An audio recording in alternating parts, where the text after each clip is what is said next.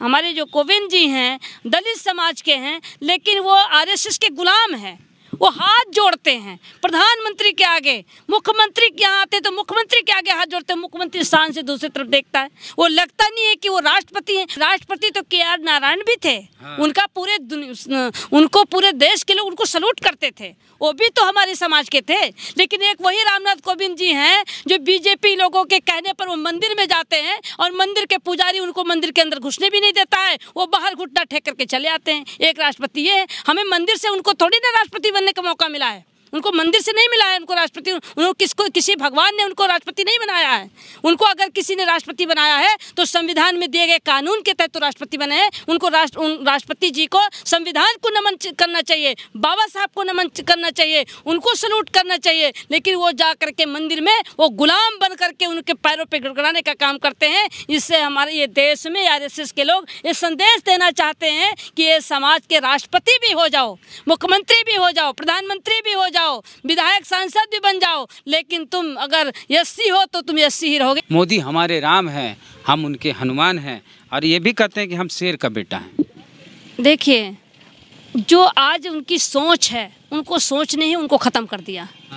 उनको ना दलित समाज से मतलब, ना अनुसूचित जात से मतलब है, ना उनके आज़ादी से मतलब है, ना उनको संविधान से मतलब है, ना उनको आरक्षण से मतलब है। केवल उनको स्वार्थ से मतलब है। वो हनुमान की बात करते हैं तो वो गुलाम बनना चाहते हैं। हम अम्बेडकरवादी हैं। वो संविधान के तहत वो सांसद बन करके गए थे। वो उनके हनुमान बन करके नहीं गए थे। उनके बदौलत और हनुमान के बदौलत, ना तो मोदी के बदौलत गए थे। वो तो आरक्षण के तहत जीत करके गए। बीजेपी को सत्ता से बाहर करने के लिए हमारी पूरी तैयारी हो रही है। बसपा के साथ बैठक हुई? नहीं, बसपा के साथ तो बैठक नहीं हुई। तो अकेले चुनाव आप सब लोग जानते हैं उनके बारे में। क्या जानते? आप सबको पता है? नहीं जानते। देखिए, 2014 में मैं सांसद बनी और 2015 मुझे एक साल मुझे समझने में लगा। और जब उसी दौरान एक बैठक हो रही थी दिल्ली में, उस बैठक में मोहन भागवत जी आए हुए थे।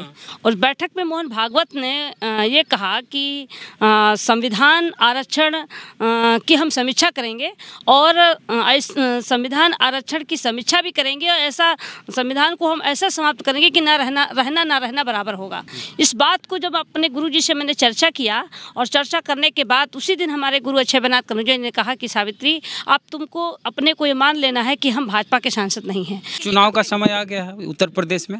आप भाजपा वाले जो अगड़ी जाति के नेता हैं, बड़े बड़े नेता हैं, वो दलितों के घर में जाएंगे, खाना खाएंगे और बताएंगे कि दलितों देखो, तुम शूद्रों के यहाँ आके हमें एहसान कर दिए, तुम नीच हो, हम उच्च जाति का आए तुम्हारे घर और तुम पे एहसान कर दिए, खुश हो जा। और दलित समाज के लोग खुश हो जाते हैं और कहते हैं मोदी मोदी। तो ये तो नौटंकी है, ये तो नाटक है।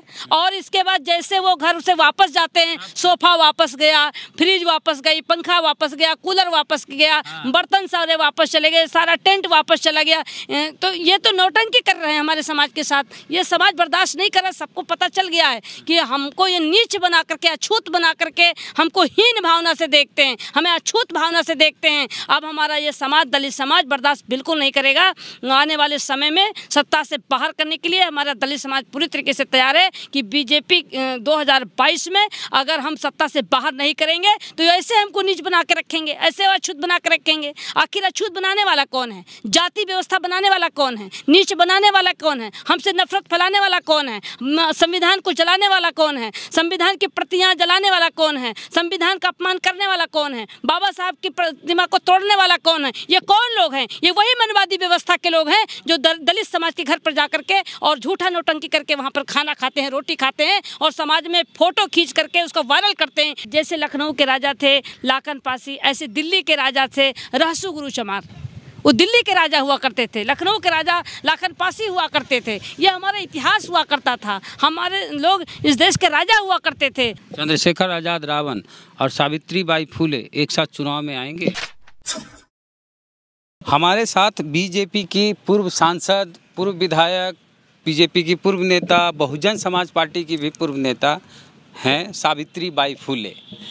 इन्होंने सांसद रहते हुए 2019 के लोकसभा चुनाव से पहले भाजपा से इस्तीफा दे दिया। इनके पहले राजनीतिक सफ़र पे हम बात करेंगे, उसके बाद बाकी बात करेंगे कि उत्तर प्रदेश के चुनाव में ये क्या करेंगी, गठबंधन करेंगी, क्या करेंगी। इन्होंने एक पार्टी भी बनाई है, उसके बारे में बात करेंगे। सबसे पहले आपका स्वागत हमारे चैनल पे। जय भीम। नमो बुद्धाय। जय भीम। पहले आप बहुजन समाज पार्टी में थी, उसके बाद भाजपा में गई, फिर कांग्रेस में भी गई, चुनाव लड़ी, अब आप अपनी पार्टी बना ली। सबसे पहले कि बीएसपी क्यों ज्वाइन किए और क्यों छोड़ दिए? मानवर कांशीराम साहब बहुजन समाज को जगाने के लिए उन्होंने अपना घर परिवार को त्याग कर सामाजिक परिवर्तन की लड़ाई लड़ी। और हमारे फादर बामसेप से जुड़े हुए थे। हमारे यहाँ मानवर कांशीराम साहब आ चुके हैं और हमारे गुरु माने अक्षयनाथ कनौजिया जी हैं, जो कांशीराम साहब जी बहुत उनको मानते थे। उनके माध्यम से हमारे आवास पर भी मानवर साहब आए और उनके विचारों से हमारे परिवार के लोग प्रभावित हुए और कांशीराम साहब के विचारों से प्रभावित होकर हमारे परिवार के लोग बहुजन समाज पार्टी से जुड़े। यानी आप कांशीराम जी के प्रभाव में, उनसे प्रभावित होकर बीएसपी ज्वाइन। बीएसपी से अलग क्यों हुई? मैं बहुजन समाज पार्टी में रह कर के काम कर रही थी और जब तक मानवर कांशीराम साहब जी थे तब तक हम लोगों को कोई दिक्कत भी नहीं थी और बड़ी वफादारी, ईमानदारी, लगन, त्याग के साथ हम लोगों ने काम किया। लेकिन काफ़ी हम लोग बढ़ चढ़ करके काम कर रहे थे। बहन मायावती जी को अच्छा नहीं लगा और उन्होंने 2000 में हम लोगों को बिना कोई कारण का पार्टी से निकाल कर बाहर कर दिया। आपको पार्टी से निकाल दिया? हाँ जी, 2000 में मुझे और हमारे गुरु अक्षयनाथ कनौजिया जी को बिना कारण का पार्टी से निकाल कर बाहर कर दिया गया। मैं 2 साल तक लगातार इंतज़ार करती रही और पार्टी से निकालने के बाद भी मैं लगातार 2 साल तक पार्टी में रहकर काम करती रही। मैं पार्टी का झंडा लगा करके और बहराइच से नानपरा तरफ जा रही थी। रास्ते में रोक करके मेरी गाड़ी से ज़बरदस्ती झंडा उतरवा दिया गया और ये कहा गया कि अगर आपसे पार्टी के बैठक में या गाड़ी में झंडा लगा कर जाएंगी तो हम आपके खिलाफ FIR कराएंगे। ये सब कुछ होते हुए कि आप अम्बेडकरवादी हैं, कांशीराम जी को मानने वाले हैं, भाजपा क्यों ज्वाइन की? तो उससे विधायक भी बनी, फिर सांसद भी बनी, फिर छोड़ भी दी। देखिए, मैं पहली बात तो मैं बता दूं कि जिसको आप भगवा कह रहे हैं, ये भगवा बीजेपी का भगवा नहीं है। ये तथागत गौतम बुद्ध जी का रंग है। तथागत गौतम बुद्ध जी के रंग, जो उनका चीवर का रंग था, जो उनका जो पहनते थे तथागत गौतम बुद्ध जी, उसको चुराने का काम RSS के लोगों ने किया है, बीजेपी के लोगों ने किया है। ये तथागत गौतम बुद्ध जी का रंग है, ये भगवा रंग नहीं है। मैं तथागत गौतम बुद्ध जी के अनुयायी हूँ। मैं बचपन से तथागत गौतम बुद्ध जी की विचारधारा को आगे बढ़ाने का काम किया है। मैं अपने बहराइच में तथागत गौतम बुद्ध जी का बौद्ध विहार भी हमने बनाया है। बाबा साहब डॉक्टर भीमराव अम्बेडकर जी का पार्क भी 40 लाख रुपए की लागत से हमने बनाया है। हमारे गुरु मान्य अक्षयनाथ कनौजिया जी ने अपने 1.5 करोड़ रुपए की ज़मीन को बाबा साहब डॉक्टर भीमराव अम्बेडकर जी के पार्क के नाम से उन्होंने बैनामा किया और दाखिल खारिज हो जाने के बाद मैंने खुद अपना सांसद निधि का भी पैसा लगा करके 40 लाख रुपए की लागत लगाकर बाबा साहब की प्रतिमा भी मैंने लगवाई है और पार्क भी बना है। बहुत बड़ा हॉल भी मैंने बनवाया है और उसी में बौद्ध विहार भी मैंने बनवाया है। मैं तथागत गौतम बुद्ध जी के अनुयायी हूँ तथा बाबा साहब डॉक्टर भीमराव अम्बेडकर जी के विचारधारा पर हम लोग चल रहे हैं। मानवर कांशीराम साहब जी अगर नहीं होते तो हम जय भीम भी कहना नहीं जानते। अगर आज हम जय जय जय जय जय भीम कहते हैं, हम संविधान को जानते हैं, आरक्षण को जानते हैं, अपनी आज़ादी को समझते हैं, संविधान को जानते हैं, हम जिला पंचायत सांसद विधायक कर बने हैं, तो ये देन बाबा साहब डॉक्टर भीमराव अम्बेडकर जी के बनाए गए भारत के संविधान आरक्षण के तहत हैं। और ये चेतना मुझे अगर जगी है तो मानवर कांशीराम साहब जी से जगी है। भाजपा क्यों ज्वाइन की, ये तो बताइए नहीं। देखिए, भाजपा हमने इसलिए ज्वाइन किया कि हम या तो हम घर बनावें या तो हम दूसरे घर में गुजारा करें। जब बहुजन समाज पार्टी से मुझे निकाल दिया गया और लगभग 2 साल तक तो मैंने इंतज़ार किया और 2 साल के बाद भी मुझे जब पार्टी में नहीं लिया गया तो मैंने बीजेपी ज्वाइन किया। लेकिन बीजेपी ज्वाइन करके मैं विधायक बनी, सांसद बनी, लेकिन मैं अपने बाप को ही बाप कहा, चूँकि हम आरक्षण के तहत सांसद बन करके गए थे। कोई मुझे सामान्य सीट पर टिकट नहीं दिया था, हमें सुरक्षित सीट पर टिकट दिया था। अगर हम सुरक्षित सीट से सांसद बन करके आए, विधायक बन करके आए, तो लोकसभा हो चाहे विधानसभा में हो, मैं बहुजन समाज की आज़ादी की लड़ाई लड़ी हूँ, बहुजन समाज के अधिकार की लड़ाई लड़ी हूँ, संविधान की लड़ाई लड़ी हूँ, संविधान में दिए गए कानून को लागू कराने की लड़ाई लड़ी हूँ। मैं निरंतर बहुजन की बात किया है। मैंने कहा था कि हम अपने बाप को ही बाप कहेंगे। हम अपने बाप मतलब बता दीजिए। हमारे बाबा साहब डॉक्टर भीमराव अंबेडकर जी हैं, हमारे तथा माननीय कांशीराम साहब जी हैं। अगर ये ना होते तो हमें तो कुछ भी नहीं पता था। आज यदि हम अच्छा कपड़ा पहन रहे हैं और अगर हमको पदों पे आगे बढ़ने का मौका मिल रहा है, या आज हम आपके चैनल पर बात कर रहे हैं, ये जो भी जागृति आई है, जो भी अपने इतिहास को हमने जाना है, ये अपने महापुरुष माननीय कांशीराम साहब जी के बदौलत जाना है। तो भाजपा के अलावा और भी विकल्प थे, समाजवादी पार्टी थी या फिर कांग्रेस, भाजपा क्यों? जबकि भाजपा के बारे में आज आप कहती हैं कि दलित विरोधी है, फिर उसके साथ जाने का मतलब कहाँ से बना? जैसे आप भी हैं, उदित राज भी हैं, उनसे भी मिलेंगे तो यही सवाल रहता है। देखिए, भारतीय जनता पार्टी जब हमने ज्वाइन किया था तो हमारा लक्ष्य ये नहीं था, क्योंकि बाबा साहब डॉक्टर भीमराव अंबेडकर जी ने कहा था कि आरक्षण के तहत जो लोग सांसद और विधायक बन करके पहुंचेंगे लोकसभा और विधानसभा में, तो वहाँ पहुंच करके और बहुजन की बात करेंगे। तो उन्होंने ये भी कहा था कि चाहे जिस दल से, चाहे जिस पार्टी से आरक्षण के तहत जब हमारे लोग लोकसभा में पहुंच पाएंगे और तभी वहाँ विधानसभा लोकसभा में आवाज़ उठाएंगे। तो उस समय बीजेपी की ज़रूरत थी कि हम सांसद विधायक बना करके हम सरकार बनाएंगे। हमें था कि किसी तरीके से हम विधानसभा में पहुंच करके, लोकसभा में पहुंच करके और हम बहुजन की आज़ादी की बात करेंगे। संविधान में दिए गए कानून को लागू कराने के लिए हम लोकसभा में आवाज़ को उठाएंगे। इसलिए आप भाजपा ज्वाइन किए। भाजपा से अलग क्यों हुई? और भाजपा ये भी हमारा कोई ये लक्ष्य नहीं है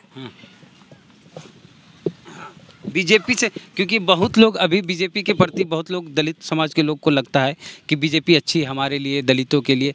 तो आप बताइए, अगर एक बीजेपी की ही सांसद पार्टी छोड़ देती हैं, क्यों छोड़ती हैं? तो कोई भी जनप्रतिनिधि होते हैं, सांसद से बड़ा क्या होता है? कुछ नहीं। तो जब एक सांसद दलित समाज से आने वाली बीजेपी की सांसद बीजेपी छोड़ती है, क्यों छोड़ती है? देखिए, जब मुझे लगा 2014 में मैं सांसद बनी और 2015 मुझे एक साल तो मुझे समझने में लगा, और जब मैं समझ पाई तो एक आरएसएस की बैठक हो रही थी। उस बैठक में मैं गई थी, मुझे बुलाया गया था सांसद के नाते। तो वहाँ पर वहाँ पर मोहन भागवत भी उस बैठक में आए थे। उन्होंने कहा कि भारतीय संविधान की हम समीक्षा करेंगे, आरक्षण की हम समीक्षा करेंगे और संविधान में दिए गए कानून को हम ऐसा समाप्त करेंगे कि रहना ना रहना बराबर होगा। क्या बात करें? ये बात मोहन भागवत ने कहा बैठक में। फिर से बोल दीजिए। तो जब मैं 2014 में मैं सांसद बनी और 2015 मुझे एक साल मुझे समझने में लगा, और जब उसी दौरान एक बैठक हो रही थी दिल्ली में, उस बैठक में मोहन भागवत जी आए हुए थे।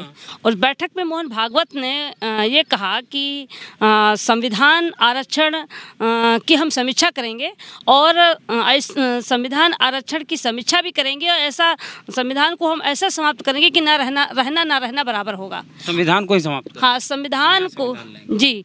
ये बातें जब मोहन भागवत की मैंने सुनी कि संविधान में दिए गए कानून का रहना ना रहना बराबर होगा, तो उसी बात को जब सुन करके मैं घर वापस आई तो अपने गुरु माननीय अक्षयनाथ कनौजिया जी से मैंने बताया कि आज की बैठक में मोहन भागवत ने ये तय किया है कि हम संविधान की समीक्षा करेंगे, आरक्षण की समीक्षा करेंगे और संविधान तो हम ऐसा ख़त्म करेंगे कि रहना ना रहना बराबर होगा। इस बात को जब अपने गुरु जी से मैंने चर्चा किया, और चर्चा करने के बाद उसी दिन हमारे गुरु अक्षयनाथ कनौजिया ने कहा कि सावित्री, अब तुमको अपने को ये मान लेना है कि हम भाजपा के सांसद नहीं हैं। अब हमें संविधान को बचाने के लिए, आरक्षण को बचाने के लिए, बहुजन की आज़ादी को बचाने के लिए अब लोकसभा में और लोकसभा के बाहर, लोकसभा में के सदन में भी उठाना है कि संविधान आरक्षण को पूरा करो वरना कुर्सी खाली करो। ये मैंने लोकसभा में मैंने बोला है, और लोकसभा के बाहर भी मैंने लाखों की संख्या में लखनऊ के कांशीराम यूनिवर्सिटी उपवन में समाज को इकट्ठा करके 1 अप्रैल 2018 को मैंने बड़ा आंदोलन किया था, और उसी में पूरे बहुजन समाज के लोग को बताया था कि आए भारत के बहुजन समाज के लोग सभी, आप 2019 में अगर हम बीजेपी को नहीं रोकेंगे तो हमारा संविधान, आरक्षण, हमारी आज़ादी खतरे में है। और उसी दिन से मैंने लगातार आंदोलन शुरू कर दिया, संविधान बचाओ आरक्षण बचाओ आंदोलन। अकेले चुनाव लड़ेंगी कि समाजवादी पार्टी या बहुजन समाज पार्टी या आज़ाद समाज पार्टी, बीजेपी के साथ तो आप जाएंगे नहीं, कांग्रेस, किसके साथ गठबंधन करना? देखिए, अभी तो चुनाव अभी 6 महीने हैं, अभी तो समय है। यही दिक्कत है, बीजेपी 6 साल पहले से तैयारी करती है, हमारे लोग कहते हैं अभी तो 6 महीने हैं। अभी हमें समाज के बीच में समाज को जगाने की ज़रूरत है। समय कम है, 6 महीने। बिल्कुल आपका कहना सही है कि समय कम है, और हम समाज को जब तक हम तैयार नहीं करेंगे तब तक हम बीजेपी के खिलाफ वोट नहीं कराएंगे, अपने पक्ष में वोट ट्रांसफ़र नहीं कराएंगे, तब तक हम बीजेपी को परास्त नहीं कर पाएंगे। ऐसी स्थिति में बीजेपी को परास्त करने के लिए, बीजेपी को सत्ता से बाहर करने के लिए हम समाज को तैयार कर रहे हैं। हमारा 15 अगस्त से संविधान बचाओ भाजपा हटाओ का आंदोलन उत्तर प्रदेश के प्रत्येक जनपदों में यह हमारा आंदोलन होगा। रथ यात्रा में निकालने जा रही हूं, और उसके माध्यम से बहुजन महापंचायत के माध्यम से समाज को मैं जगाने का काम करूंगी, और समय आने पर मैं फैसला लूंगी। अभी कोरोना महामारी बीमारी में भी आपने देखा कि जिस तरीके से लोग, सरकार कह रही है केंद्र सरकार की ऑक्सीजन से एक भी मृत्यु नहीं, ऑक्सीजन की कमी से एक भी मृत्यु रिपोर्ट नहीं किया। ये तो सोशल मीडिया के माध्यम से, टीवी चैनलों के माध्यम से, और जो उनके नेताओं ने भी बोला है, बीजेपी के लोगों ने भी बोला है कि भाई हम ऑक्सीजन की व्यवस्था कर रहे हैं, लेकिन व्यवस्था हो नहीं पाई। तमाम लोग ऑक्सीजन के कारण ही मौत के घाट उतर गए। और यहाँ तक कि बीजेपी आरएसएस की सरकार ने जो लोग, लाखों लोग जो मरे हैं कोरोना महामारी बीमारी से, वो कौन जाति के लोग थे? वो अनुसूचित जाति के लोग, पिछड़ी जाति के लोग, मुस्लिम समाज के लोग, गरीब समाज के लोग, जो दवा के अभाव में, पैसे के अभाव में इलाज नहीं करा पाए, वो मौत के घाट उतर गए। और उनकी व्यवस्था ये बीजेपी आरएसएस की सरकार नहीं कर पाई। ना तो जलाने के लिए लकड़ी की व्यवस्था कर पाई, ना दफनाने के लिए जमीन की सुनिश्चित कर पाया, बल्कि हमारे गरीब समाज के लोगों को की लाशों को जेसीबी से भर भर करके नदी नालों में फेंके गए, जहाँ पर उस नदी नालों में कुत्ता, जानवर, कौआ, चिड़ई जिस तरीके से नोच नोच करके खाए हैं, ये आप लोग को आंखों के सामने था। ये वो कौन लोग हैं? ये वो बड़े लोग नहीं हैं, बल्कि वो हमारे गरीब परिवार के लोग हैं, कमजोर परिवार के लोग हैं, ये बहुजन समाज के लोग हैं। आज जनता पूरी तरीके से तबाह है। आप कहीं बहका तो नहीं रही युवाओं को? योगी जी धमकी दिए हैं, युवाओं को बहकाइएगा तो संपत्ति जब्त कर ली जाएगी। ट्विटर पर भी देखिए योगी जी क्या बोल रहे हैं। वो आज सत्ता के मद में बिल्कुल मस्त हो गए हैं। उनको चिंता नहीं है कि जमीन पर युवा हैं, बेरोजगार हैं, पीड़ित हैं, परेशान हैं, इलाज के लिए परेशान है, खाने के लिए परेशान है, रहने के लिए परेशान है। कोई उनके पास व्यवस्था नहीं, रोजगार की व्यवस्था नहीं कर रहे हैं, बल्कि उनको धमकी दी जा रही है। अब भारत का बहुजन समाज, उत्तर प्रदेश का बहुजन समाज अब उनके धमकी में आने वाला नहीं है, बल्कि उसको रोजगार चाहिए। 1.5 करोड़ योगी जी ट्विटर पे लिखे, 1.5 करोड़ रोजगार दिए। देखिए योगी जी कहते कुछ और हैं और करते कुछ और हैं, उनकी कथनी करनी में बहुत अंतर है। वो बीजेपी आरएसएस के लोग कभी सही बोलते ही नहीं, वो बहुत झूठ बोलते हैं। ऐसा झूठी सरकार, ऐसे झूठा प्रधानमंत्री, ऐसा झूठा मुख्यमंत्री ये पहली बार देखा गया है। इतनी झूठा प्रधानमंत्री और मुख्यमंत्री बोलेगा, ये जनता को आशा भी नहीं थी। इन नेताओं पर से जनता ने अपना आशा खत्म कर दिया है, और आज समय आने पर जनता उसका बदला लेगी। अच्छा, चंद्रशेखर आज़ाद रावण जो हैं, आज़ाद समाज पार्टी के राष्ट्रीय अध्यक्ष हैं और भीम आर्मी के संस्थापक, उनके प्रति आपकी क्या राय विचार है?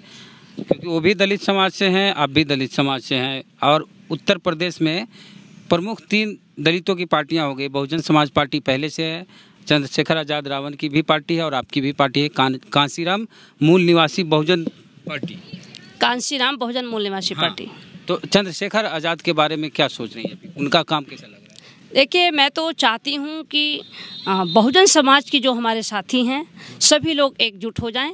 अलग अलग डफली, अलग अलग राग अलापने से बीजेपी मजबूत होगी।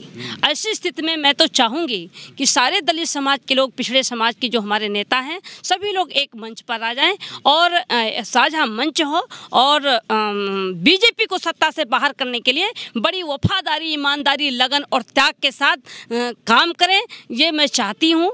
चंद्रशेखर आज़ाद रावण और सावित्रीबाई फुले एक साथ चुनाव में आएंगे? बिल्कुल आना चाहिए। सभी बहुजन समाज के लोग को आना चाहिए, सबको एकजुट होना चाहिए, अपना ईगो खत्म करना चाहिए, अपना निजी स्वार्थ खत्म करना चाहिए। किसमें ईगो स्वार्थ है? जिसमें भी हो, अपना ईगो स्वार्थ जो भी लगा के बहन जी खत्म करना चाहिए। कुमारी मायावती जी के साथ जाएंगी आप? देखिए बीजेपी को हटाने के लिए मुझे कोई भी कुर्बानी देनी पड़ेगी, मैं उसके लिए तैयार हूँ। लेकिन बीजेपी को हटाने के लिए जो बैक साइड से बीजेपी की मदद कर रहा हो और हाँ आप चाहें उनसे समझौता कर ले, यह संभव नहीं है। लेकिन बीजेपी को सत्ता से बाहर करने के लिए मैं जो भी बीजेपी को हटाने के लिए विकल्प के रूप में आएगा मैं उसके साथ खड़ी हूँ। ओवैसी जी के बारे में क्या राय है? मैं तो बार बार कहती हूँ आपसे कि सारे बहुजन समाज के लोग को एकजुट होना चाहिए। वो चाहते हैं बीजेपी हटे, हम चाहते हैं बीजेपी हटे। ओवैसी के बारे में बोला जाता है कि वो बीजेपी को जिताने के लिए जाते हैं हर जगह। मैं तो इसीलिए कहती हूँ कि बड़ी वफादारी, ईमानदारी, लगन और त्याग के साथ बहुजन समाज को विश्वास में लेकर के काम करना चाहिए। बहुजन समाज जो जनता आशा करके बैठी है उनके साथ विश्वासघात बिल्कुल नहीं होना चाहिए और बड़ी जिम्मेदारी के साथ उत्तर प्रदेश में आए, सारे बहुजन समाज के लोग एकजुट हों और बीजेपी को सत्ता से बाहर किया जाए। अच्छा, एक बार चर्चा ऐसी भी चल रही थी, खबर तो बिहार तक पहुँचती है आपकी, हर जगह पहुँचती है कि आप अखिलेश यादव से बातचीत हो रही थी आपकी, आप सपा में भी शायद जाने वाली थी। मैं सारे बहुजन समाज के नेताओं से बात कर रही हूँ, तमाम सामाजिक संगठन और राजनीतिक संगठन के जो लोग हैं मैं सभी से मैं बात कर रही हूँ। मैं सबसे मैं अपील करती हूँ कि बीजेपी को सत्ता से बाहर करने के लिए सारे लोग एक मंच पे आ जाओ। बीजेपी को सत्ता से बाहर करने के लिए हमारी पूरी तैयारी हो रही है। बसपा के साथ बैठक हुई? नहीं, बसपा के साथ तो बैठक नहीं हुई। तो अकेले चुनाव आप सब लोग जानते हैं उनके बारे में। क्या जानते? आप सबको पता है? नहीं जानते। देखिए, जो आज देश में जहाँ पर कहा जा रहा है कि हमारी सरकार आएगी तो हम देश में 140 फीट की प्रतिमा पंडित परशुराम जी की लगाएंगे। तो दूसरी बात, ये तो अखिलेश यादव भी बोले हैं। अभी आपने देखा कि मायावती जी ने कहा कि ब्राह्मणों को बसपा में ही सम्मान है। जहाँ पर पूरे भारत के बहुजन समाज की जो हमारे महापुरुष हुआ करते थे, वो महापुरुषों ने हमेशा इन मनवादियों का विरोध किया है, हमेशा विरोध किया है। मानवर कांशीराम साहब जब तक जिंदा थे तब तक उन्होंने भी इनको पनपने नहीं दिया, लेकिन मानवर कांशीराम साहब के हटने के बाद आज पंडित परशुराम जी की प्रतिमा लगाने की बात कर रही हैं।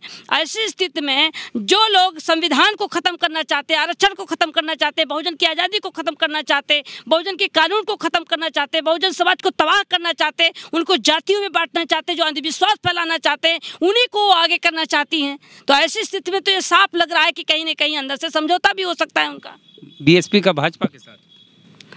ये तो अभी आप लोगों ने देखा कि जो चुनाव, पंचायती के चुनाव हुआ है, चाहे वो ब्लॉक प्रमुख चुनाव हो, चाहे वो जिला पंचायत अध्यक्ष का चुनाव हो, इस चुनाव में तमाम सीटों पर बहुजन समाज पार्टी के सदस्य जीत करके आए और बहुजन समाज पार्टी चुनाव नहीं लड़ी, जिसके कारण सारे वोट सब बीजेपी को चले गए। तो इससे तो साफ जाहिर होता है कि कहीं न कहीं निजी स्वार्थ के लिए कहीं न कहीं समझौता अंदर से हो रहा है। ब्लॉक प्रमुख चुनाव में इस तरह से तो हम पूरी धांधली कहीं दुनिया में नहीं देखे, मतलब देश में कहीं नहीं देखे कि महिला के कपड़े खींचे जा रहे हैं, नॉमिनेशन नहीं कराने दिया जा रहा है। ये सब बिहार में इतनी गुंडागर्दी नहीं है। ये तो मैं बार बार कहती हूँ कि ये लोकतंत्र की हत्या बीजेपी कर रही है। संविधान में दिए गए कानून की को खत्म करने की पूरी साजिश हो रही है। वो तो मनुस्मृति लागू करना चाहते हैं, वो तो राम राज्य लाना चाहते हैं। अब पलिया पे बात कर लेते हैं। पलिया की घटना पूरे देश को शर्मसार करती है। कोई दलित समाज का व्यक्ति एसी वाले घर में रहता है तो देखा नहीं जाता है, लोगों से तोड़ दिया जाता है पुलिस के द्वारा, और दलित समाज से आने वाली महिलाओं को गाली दी जाती है, छोटी नीच जात, और कपड़े वपड़े सब फाड़ दिए गए। आप उसी समाज से आती हैं। देखिए, जब से देश में केंद्र प्रदेश में सरकार बनी है बीजेपी आरएसएस की, तब से पूरे दलित समाज पर तो जघन्य अपराध हो रहे हैं। बड़ी बड़ी घटनाएं हो रही हैं, हर पल घटनाएं हो रही हैं। मैं तो सोशल मीडिया के भाइयों को धन्यवाद देना चाहती हूं कि छोटी छोटी घटना को मौके पर पहुंच करके उसे उजागर करने का काम कर रहे हैं, जिसके माध्यम से हम लोगों तक सारी जानकारियां मिल रही हैं। जो टीवी चैनल हैं, पेपर हैं, उसमें तो आता ही नहीं है, और सोशल मीडिया के माध्यम से हम लोग को सुनने को देखने को मिलता है। तो ये बीजेपी की सरकार जब से आई है तब से बहुजन समाज के ऊपर, दलितों के ऊपर जघन्य अपराध हो रहे हैं, बड़ी बड़ी घटनाएं हो रही हैं। उत्तर प्रदेश के आजमगढ़ जिले में जो पलिया ग्राम पंचायत के हमारे वर्तमान प्रधान मुन्ना पासी के घर पर जो जेसीबी लगाकर उसके घर को ध्वस्त किया गया, अलमारी, फ्रिज, कूलर, बर्तन जो तोड़ा गया, महिलाओं को जाति सूचक शब्दों का प्रयोग किया गया, उनका अपमान किया गया। तो इस तरीके की ये घटनाएं ये पुलिस प्रशासन के द्वारा द्वारा किया गया। और पुलिस प्रशासन में भी कुछ सामंतशाही विचारधारा के लोग होते हैं जिनको अच्छा नहीं लगता है कि हमारे जो दलित समाज या पिछड़ा समाज, आदिवासी समाज, उनके पास अच्छी मकान है, अच्छा कपड़ा पहने, अच्छा खाना खा रहे हैं, अच्छी गाड़ियों से चल रहे हैं, तो ये उन्हें बर्दाश्त नहीं हो रहा है, जिसको लेकर के तमाम प्रकार के उनके मनोबल को दबाने के लिए जो साजिश हो रही है। निश्चित रूप से अब समाज के लोगों को सोचना चाहिए, विचार करना चाहिए। एक बीजेपी की सांसद आप रही हैं और विधायक भी, कितना खुल के काम कर पाते हैं बीजेपी के जो दलित सांसद विधायक होते हैं? क्या आप खुल के अपने समाज के लिए, अपने क्षेत्र के लिए काम करते हैं या फिर पार्टी का, आरएसएस का कुछ दबाव होता है? क्योंकि कल जब चंद्रशेखर आजाद रावण से हम बात कर रहे थे तो उनको एक कोई मंत्री हैं केंद्र में बताया, नाम हालांकि उन्होंने नहीं बताया, कि आरएसएस के लोग बैठे होते हैं, हम लोग अपने से कुछ कर नहीं पाते हैं। देखिए, मैं तो बीजेपी की सांसद थी, विधायक भी थी। मैं बहुजन समाज की लड़ाई को लड़ने के लिए, चाहे वो सदन हो चाहे वो सड़क हो, मैं निरंतर लड़ाई लड़ती रही। जो लड़ने वाला व्यक्ति है उसे कोई नहीं रोक पाएगा, और जो गुलाम बन करके रहना चाहता है वो कभी भी गुलामी करेगा। हम बाबा साहब डॉक्टर भीमराव अंबेडकर जी उस समय कांग्रेस पार्टी के सहयोग से वो मंत्रिमंडल में गए थे और बहुजन समाज की आवाज़ को बुलंद कर रहे थे, बहुजन समाज के कानून को वो लागू कराना चाहते थे। उनकी बातों को कांग्रेस पार्टी अनसुनी किया। माननीय बाबा साहब डॉक्टर भीमराव अंबेडकर जी ने मंत्रिमंडल से इस्तीफा दे दिया। माननीय कांशीराम साहब गठबंधन भी किए, गठबंधन करने के बाद अपना काम करने का काम किए, अपना काम किया, उन्होंने अपने महापुरुषों के इतिहास को बनाने का काम किया। आज लखनऊ में जो भी कुछ बना है, चाहे वो बुद्ध पार्क हो, चाहे वो कांशीराम स्मृति उपवन हो, चाहे वो अंबेडकर साहब का पार्क हो, चाहे वो रमाबाई पार्क हो, चाहे महात्मा ज्योतिबा राव फूले जी का इतिहास, जो भी इतिहास आज लखनऊ में हमें दिख रहा है वो मानवर कांशीराम साहब जी के बदौलत दिख रहा है। मानवर कांशीराम साहब ने काम किया। तो जो काम करने वाला है उनको कोई नहीं डरा सकता, और जो गुलाम बन करके जो अपने स्वार्थ के लिए काम करता है कि हम दोबारा अगर हम पार्टी के खिलाफ जाएंगे, अगर हम अपने समाज की आवाज़ को उठाएंगे तो हमें दोबारा टिकट नहीं मिलेगा, हम विधायक नहीं बन पाएंगे, हम मंत्री नहीं बन पाएंगे, हम पैसा नहीं कमा पाएंगे, हमारा भविष्य खतरे में होगा, वो डरे हुए हैं, भयभीत हैं रोजी रोटी के लिए। जी, रोजी रोटी के लिए, वो अपने स्वार्थ के लिए, अपने परिवार के लिए, अपने स्वार्थ के लिए। चुनाव का समय आ गया है उत्तर प्रदेश में। आप भाजपा वाले जो अगड़ी जाति के नेता हैं, बड़े बड़े नेता हैं, वो दलितों के घर में जाएंगे, खाना खाएंगे और बताएंगे कि दलितों देखो, तुम शूद्रों के यहाँ आके हमें एहसान कर दिए, तुम नीच हो, हम उच्च जाति का आए तुम्हारे घर और तुम पे एहसान कर दिए, खुश हो जा। और दलित समाज के लोग खुश हो जाते हैं और कहते हैं मोदी मोदी। तो इस पे ज़रा दलित समाज के जो लोग मोदी मोदी करते हैं उनके लिए क्या कहना? और ये जो खाना खाने जाते हैं दलितों के घर, उस पर देखिए, ये तो समाज के लोगों को सदैव ठगा गया है। ये आरएसएस बीजेपी के लोग एक साजिश के तहत भविष्य को देखते हुए वो समाज के लोगों को उनके घरों में जाकर जो खाना खाते हैं, तो जब वो खाना खाने जाते हैं तो हमारे थाली में तो खाते नहीं, वो तो बनाने वाला, खाना बनाने वाला उनके लोग होते हैं, टेंट लगाने वाले उनके लोग होते हैं, बर्तन उनका होता है, और वो तो केवल उनके दरवाजे पे बैठ के खाते हैं। इससे हमारे दलित समाज के लोगों का अपमान होता है। मैंने एक बार नहीं, मैं सांसद रहते हुए जब मोदी और अमित शाह जी और तमाम बीजेपी के नेता, मंत्री, विधायक जब दलितों के घर पे जाकर के खाना खा रहे थे, चारपाई पे बैठ करके, ज़मीन पे बैठ करके खा रहे थे, जब मैंने देखा या तो पत्तल है और या तो फाइबर की थाली है और या तो किसी दलित के परिवार के घर की थाली नहीं थी और ना दलित परिवार के लोगों ने खाना बनाया, तो ये वहाँ पर जा करके खाना खा करके और हमारे दलित समाज के लोगों का अपमान करते हैं, मैं तो बिल्कुल बर्दाश्त नहीं करूँगी। ये हमारे समाज के लोगों के साथ में जो धोखा हो रहा है, जो छल हो रहा है, मैं तो कहती हूँ कि वो अचानक पहुँचे। अचानक हमारे गरीब परिवार के लोगों ने क्या बनाया है, रोटी चटनी बनी है, दाल चावल बना है, साग रोटी बनी है, वो क्या डेली खा रहे हैं, अचानक पहुंच करके मांग करके उनके घर में बैठकर उनके थाली में खाएं, तब तो हम जाने कि हमारे घर पे खाना खाया है। प्लानिंग, वो तो प्लानिंग करके उन्हें खाना, मंत्री आ रहे हैं तो वहाँ के डीएम, वहाँ के बीडीओ, वहाँ के सेक्रेटरी, सारे लोग मिलकर के, अधिकारी मिलकर के सारी तैयारी कराते हैं, सारी व्यवस्था कराते हैं, साफ सफाई कराते हैं और कपड़े देते हैं, सोफा ला करके रखते हैं, फ्रिज कूलर पंखा रखते हैं और फिर वहाँ पर उनकी बोरा बिछा करके खाना खिलाते हैं। तो ये तो नौटंकी है, ये तो नाटक है। और इसके बाद जैसे वो घर से वापस जाते हैं, सोफा वापस गया, फ्रिज वापस गई, पंखा वापस गया, कूलर वापस गया, बर्तन सारे वापस चले गए, सारा टेंट वापस चला गया। तो ये तो नौटंकी कर रहे हैं हमारे समाज के साथ। ये समाज बर्दाश्त नहीं कर रहा। सबको पता चल गया है कि हमको ये नीच बना करके, अछूत बना करके हमको हीन भावना से देखते हैं, हमें अछूत भावना से देखते हैं। अब हमारा ये समाज, दलित समाज बर्दाश्त बिल्कुल नहीं करेगा। आने वाले समय में सत्ता से बाहर करने के लिए हमारा दलित समाज पूरी तरीके से तैयार है कि बीजेपी 2022 में अगर हम सत्ता से बाहर नहीं करेंगे तो ऐसे हमको नीच बना के रखेंगे, ऐसे अछूत बना के रखेंगे। आखिर अछूत बनाने वाला कौन है? जाति व्यवस्था बनाने वाला कौन है? नीच बनाने वाला कौन है? हमसे नफरत फैलाने वाला कौन है?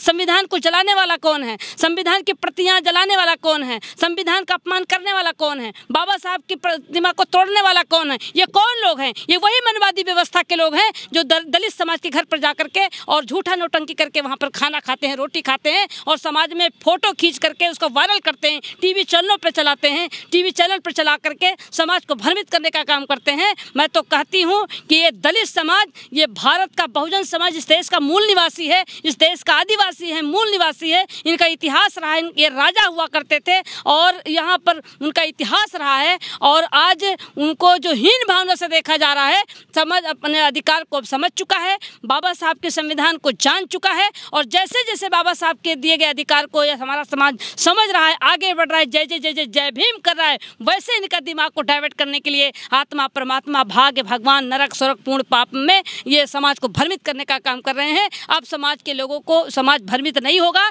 बल्कि उनसे नौकरी चाहिए, उन्हें रोजगार चाहिए। जो हमारा गरीब समाज है, कमजोर समाज है, दलित समाज है, पिछड़ा समाज है, आदिवासी समाज है, महिलाएं हैं, अब उनको रोजगार चाहिए, उनको नौकरी चाहिए, उनको अच्छी शिक्षा चाहिए, उनको अच्छी स्वास्थ्य चाहिए, उनका अच्छा मकान चाहिए, उनकी अच्छी व्यवस्था चाहिए। अब अपने व्यवस्था के लिए वो तैयारी कर रहा है कि अब हम इस देश के हुक्मरान थे, हम फिर इस देश का हुक्मरान बनेंगे। जैसे परिवर्तन की तरफ हमारा समाज आगे बढ़ रहा है, वैसे दलित समाज के लोगों का मोह भंग करने के लिए तमाम प्रकार के हमारे जो समाज में भ्रम फैलाने का काम कर रहे हैं। लेकिन अब वो भ्रम में आने वाला नहीं। अब हमारा समाज तैयार हो चुका है कि हम इस देश के हुक्मरान थे, हम इस देश का हुकूमत फिर करेंगे, इसकी तैयारी कर रहा है। जिस जगह हम लोग बैठे हुए ये है लाखन पासी उपवन, लेकिन हम ढूंढते रह गए कि लाखन पासी जी की कहीं कोई प्रतिमा होगी, लेकिन प्रतिमा क्या होगी, साफ़ सुथरा भी उस तरह से नहीं है जैसा होना चाहिए। मानते हैं कि लॉकडाउन की वजह से साफ़ सुथरा नहीं है, कहीं प्रतिमा वगैरह क्यों नहीं दिख रही? देखिए, लाखन पासी जी के नाम से लखनऊ को बसाया गया। लाखन पासी लखनऊ के राजा हुआ करते थे और जिस जगह पर आज हम बैठे हैं, इस जगह पर उस समय मेयर थे दिनेश शर्मा जी। उन्होंने 2017 के चुनाव के पहले हमारे समाज के लोगों का वोट लेने के लिए लाखन पासी जी का शिलान्यास किया गया ज़मीन का कि यहाँ पर लाखन पासी जी की प्रतिमा हम लगाएंगे, उनकी अच्छी पार्क बनाएंगे, उनकी प्रतिमा स्थापित करेंगे। लेकिन 2017 में तो ये कह करके समाज का वोट ले लिया गया और वोट लेने के बाद आज वो उप मुख्यमंत्री हैं। दोबारा आज तक वो देखने के नहीं आए यहाँ इस जगह पर कि जहाँ पर वो शिलान्यास करके गए थे। उस समय सरकार समाजवादी पार्टी की थी और उस समय ये मेयर थे, तो उस समय तो शिलान्यास कर दिए। लेकिन शिलान्यास करने के बाद जब वो सत्ता में आ गए समाज के बदौलत, अब वो सत्ता में आने के बाद वो शिलान्यास का केवल पत्थर लगा ही रह गया, बल्कि उस ज़मीन को किसके नाम सरकार ने ले लिया ये भी नहीं पता चल रहा है, किस जगह पर बनाएंगे। तो ये बीजेपी आरएसएस के लोग हमारे इतिहास को मिटाने की साजिश कर रहे हैं। यही बीजेपी के लोगों ने, यही दिनेश शर्मा जी ने कहा कि लखनऊ का नाम बदल करके हम लक्ष्मण नगर करेंगे। हाँ। क्यों करना चाह रहे थे वो? इसलिए कि लाखन पासी का इतिहास था, एक किला था, और यदि यहाँ पर उनकी प्रतिमा स्थापित होगी, उनका पार्क बनेगा, लाखों लोग यहाँ पर उनको उनकी प्रतिमा पर आएंगे, अपने इतिहास को जानेंगे, इतिहास को पढ़ेंगे, तो वो इतिहास बनाने का कोशिश न करने लगें। इसलिए उनके इतिहास को मिटाने की साजिश रची जा रही है। लखनऊ का ही नाम बदल करके वो लक्ष्मण नगर करना चाहते थे। लेकिन हम लोगों ने उस समय बाबा साहब डॉक्टर भीमराव अम्बेडकर जी के परिवर्तन पार्क के सामने हम लोगों ने धरना भी दिया कि अगर लखनऊ का नाम बदल करके अगर कहीं दूसरा नाम किया गया तो इसके लिए आंदोलन होगा, बड़ा आंदोलन होगा, इसलिए कि ये मेरा इतिहास है। आज देख रहे हैं कि लखनऊ का नाम बदलना चाहते हैं, अलीगढ़ का नाम बदलना चाहते हैं, इलाहाबाद का नाम बदल करके उन्होंने प्रयागराज कर दिया, फैजाबाद का नाम बदल करके उन्होंने अयोध्या कर दिया। इस तरीके से जहाँ जहाँ हमारा इतिहास है उस इतिहास को मिटाने का काम ये आरएसएस बीजेपी के लोग कर रहे हैं। ऐसी स्थिति में अब समाज भी इनको माफ़ नहीं करेगा। समाज पूरी तरीके से तैयार है कि हमारा इतिहास था, इतिहास है, इतिहास रहना चाहिए। आज देख रहे हैं कि लखनऊ के तमाम आसपास जगहों पर हमारे महापुरुषों के किला हुआ करते थे, उस किला को भी ख़त्म किया जा रहा है। बिजली पासी का किला है, बिजली पासी के किला पर उस समय मानवर कांशीराम साहब जी ने जब उत्तर प्रदेश में सरकार बनाई, सरकार बनाने के बाद वहाँ पर बिजली पासी जी के किले पर बड़ी सी प्रतिमा बिजली पासी का लगा करके और समाज के लोगों को बताया कि आप हमारे बहुजन समाज के महापुरुष कभी राजा हुआ करते थे, हमारा इतिहास रहा करता था। तो मानवर कांशीराम साहब ने तो करके दिखाया।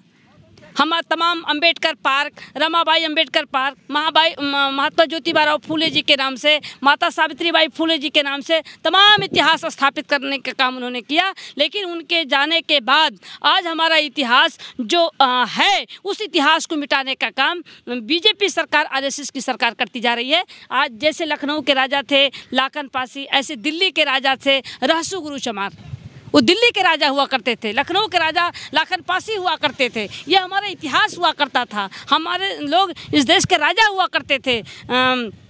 आल्हा उदल महाराष्ट्र के राजा थे, साहू जी महाराज हमारे महापुरुष राजा हुआ करते थे। चाहे वो चंद्रगुप्त जी मौर्य रहे हों, चाहे वो बिंदुसार मौर्य रहे हों, चाहे वो बृहदत्त मौर्य रहे हों, ये हमारे लोगों के इतिहास रहा। हमारे लोग राजा हुआ करते थे। अब धीरे धीरे इनके इतिहास को मिटाने का काम ये बीजेपी आरएसएस की सरकार जब से बनी है तब से लगातार कर रही है। अब आप देख रहे हैं कि जहाँ पर आज भी हैं, आज भी आपके समाज के लोग राजा ही हैं। राष्ट्रपति जी दलित समाज के, मोदी जी कहते हैं बिहार में कि हम दलित माँ के बेटा हैं, और उत्तर प्रदेश में कहते हैं हम अति पिछड़ी जाति के हैं नरेंद्र मोदी। तो ये भी बहुजन है। देखिए राष्ट्रपति जी के बारे में क्या राय है, क्योंकि उत्तर प्रदेश राष्ट्रपति जी जब वो चुनाव लड़ रहे थे तो मैं उनकी प्रस्तावक थी, और जब वो राष्ट्रपति बने तो मैं कई संविधान विशेषज्ञ को लेकर के मैं उनके पास गई थी, और मैं उनको जाकर ये बात कहा था कि बाबा साहब डॉक्टर भीमराव अंबेडकर जी ने भारत के संविधान दे करके और हम बहुजन समाज के लोगों को आगे बढ़ाने का काम किया था।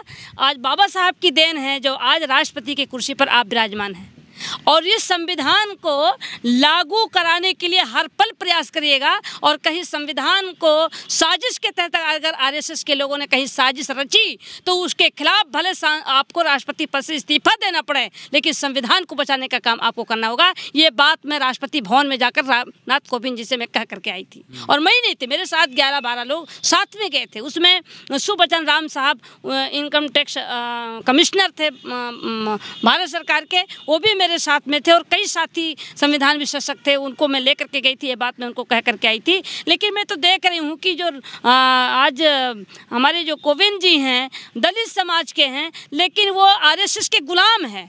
वो हाथ जोड़ते हैं प्रधानमंत्री के आगे, मुख्यमंत्री के यहाँ आते तो मुख्यमंत्री के आगे हाथ जोड़ते हैं। मुख्यमंत्री स्थान से दूसरी तरफ देखता है, वो लगता नहीं है कि वो राष्ट्रपति हैं। वो क्यों इस तरीके से कर रहा है? वो एक जब वो निकलते हैं, चलते हैं, अमित शाह जी के आगे हाथ जोड़ते हैं, मोदी जी के आगे हाथ जोड़ते हैं, मुख्यमंत्री के आगे योगी आदित्यनाथ जी के आगे हाथ जोड़ के खड़े होते हैं। तो यहाँ पर वो इस भाव से देखते हैं कि ये दलित समाज का है राष्ट्रपति। इस पर बताते हैं कि बिहार वगैरह में क्या होता है, जो रिजर्व सीट होता है मुखिया वगैरह का, तो जो अगड़ी जाति के लोग होते हैं सामंती टाइप के, अपने यहाँ का मजदूर को रिजर्व सीट से खड़ा करा के मुखिया बना देते हैं। अब बाकी क्या करते हैं तो समझ रहे हैं मामला आगे। देखिए, ये तो भारत के संविधान में जो बाबा साहब ने आरक्षण की व्यवस्था दिया था, वो इसलिए दिया था कि आरक्षण के तहत पंच प्रधान, जिला पंचायत, विधायक, सांसद, राष्ट्रपति, मुख्यमंत्री सभी जो लोग पहुंच रहे हैं, तो ये जो पहुंच करके और संविधान के तहत उनको आगे बढ़ने का मौका मिल रहा है। लेकिन ये जो आज आरक्षण का जो दुरुपयोग किया जा रहा है, कि चाहे वो ग्राम पंचायतों में मैं देखती हूँ कि सामान्य सीट पर होते हैं, जब सामान्य सीट होती है तो सामान्य शाही लोग वही प्रधान हो जाते हैं या प्रमुख हो जाते हैं, जिला पंचायत अध्यक्ष हो जाते हैं। और जब सीटें जब सुरक्षित होती है, आरक्षण में आती है, तो आरक्षित सीटें पर अपने नौकर को प्रधान बना देते हैं, अपने नौकर को ब्लॉक प्रमुख बना देते हैं, अपने नौकर को जिला पंचायत अध्यक्ष बना देते हैं और खुद वो उस पर वो राज करते हैं। तो ये पूरे प्रदेश में हो रहा है।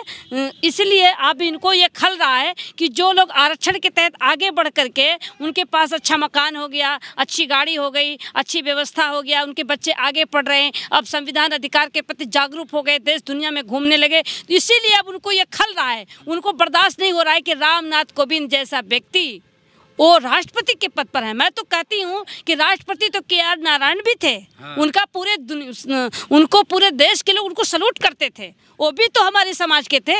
लेकिन एक वही रामनाथ कोविंद जी हैं जो बीजेपी लोगों के कहने पर वो मंदिर में जाते हैं और मंदिर के पुजारी उनको मंदिर के अंदर घुसने भी नहीं देता है, वो बाहर घुटना टेक करके चले आते हैं। एक राष्ट्रपति ये है। हमें मंदिर से उनको थोड़ी ना राष्ट्रपति बनने का मौका मिला है, उनको मंदिर से नहीं मिला है उनको राष्ट्रपति। उनको किसी भगवान ने उनको राष्ट्रपति नहीं बनाया है।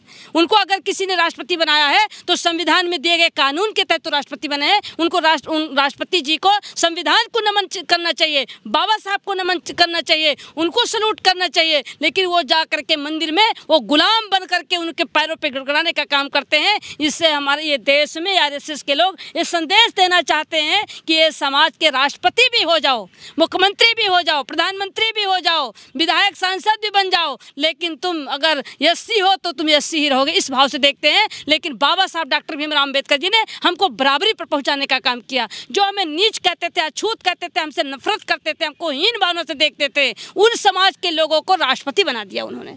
उन समाज के लोगों को मुख्यमंत्री बनने का मौका दिया, उन समाज के लोगों को पंच प्रधान, जिला पंचायत अध्यक्ष बनने का मौका दिया। आज मैं सांसद अगर बनी हूँ तो ये बाबा साहब डॉक्टर भीमराव अंबेडकर जी के बनाए गए भारत के संविधान आरक्षण के तहत बनी हूँ। चिराग पासवान भी बीजेपी के साथ हैं। आप तो बीजेपी में रह के बीजेपी की सांसद थी, तब भी इतनी भक्ति नहीं थी आपकी मोदी के प्रति। चिराग पासवान की जो पार्टी हो तो उनके हाथ से निकल गई और दिल्ली वाला बंगला भी अब खाली होने वाला है, मंत्री भी नहीं बने। बावजूद इसके चिराग पासवान कह रहे हैं कि हम आज भी अपने बयान पे कायम हैं, हम मोदी जी के हनुमान हैं। तो चूँकि चिराग पासवान आपके साथ थे सांसद, दलित समाज से हैं, उनके हनुमान बने रहने पर क्या कहेंगे? देखिए, चाहे आज जो चिराग पासवान जी ने जो कहा है कि हम हनुमान हैं, हनुमान किसको कहा गया? हनुमान है कौन? हनुमान दलित हैं। वो दलित थे तो मनवादियों के गुलाम थे। हनुमान थे तो वो दलित थे तो वो मनवादियों के गुलाम थे और वो गुलाम बन करके रहना चाहते हैं। और वो हनुमान की बात करते हैं तो वो गुलाम बनना चाहते हैं। हम अम्बेडकरवादी हैं। वो संविधान के तहत वो सांसद बन करके गए थे, वो उनके हनुमान बन करके नहीं गए थे। उनके बदौलत और हनुमान के बदौलत, ना तो मोदी के बदौलत गए थे, वो तो आरक्षण के तहत जीत करके गए थे। कहते हैं कि मोदी हमारे राम हैं, हम उनके हनुमान हैं, और ये भी कहते हैं कि हम शेर का बेटा हैं। देखिए, जो आज उनकी सोच है, उनको सोच नहीं, उनको ख़त्म कर दिया। उनको ना दलित समाज से मतलब, ना अनुसूचित जात से मतलब है, ना उनके आज़ादी से मतलब है, ना उनको संविधान से मतलब है, ना उनको आरक्षण से मतलब है, केवल उनको स्वार्थ से मतलब है। वो तो हनुमान की बात करते हैं, वो तो राम की बात करते हैं, वो तो मोदी की बात करते हैं, वो तो योगी की बात करते हैं। योगी, मोदी, हनुमान, राम, ये सब तो संविधान के विरोधी थे, ये तो बहुजन के सब विरोधी थे। तो जब बहुजन के विरोधी के वो जिंदाबाद बोल रहे हैं, उनको भगवान बोल रहे हैं, तो वो बहुजन के विरोधी हैं, वो भी विरोधी हैं। एक जातिगत जनगणना पर आते हैं, लास्ट सवाल। कई पार्टियां हैं जो कह रही जातिगत जनगणना होनी चाहिए। बिहार में नीतीश कुमार की भी हार्दिक इच्छा है कि जातिगत जनगणना हो। उपेंद्र कुशवाहा भी बोल रहे हैं, आरजेडी वाले भी बोल रहे हैं, लालू जी बोल रहे हैं, तेजस्वी बोल रहे हैं, सब बोल रहे हैं। बीजेपी वाले कह रहे हैं कि ना, जातिगत जनगणना नहीं होगी। देखिए, भारत में सबसे ज़्यादा पॉपुलेशन हमारे दलित समाज, पिछड़ा समाज, आदिवासी समाज, मुस्लिम समाज का है। सबसे ज़्यादा वोट हमारे समाज के लोगों का है।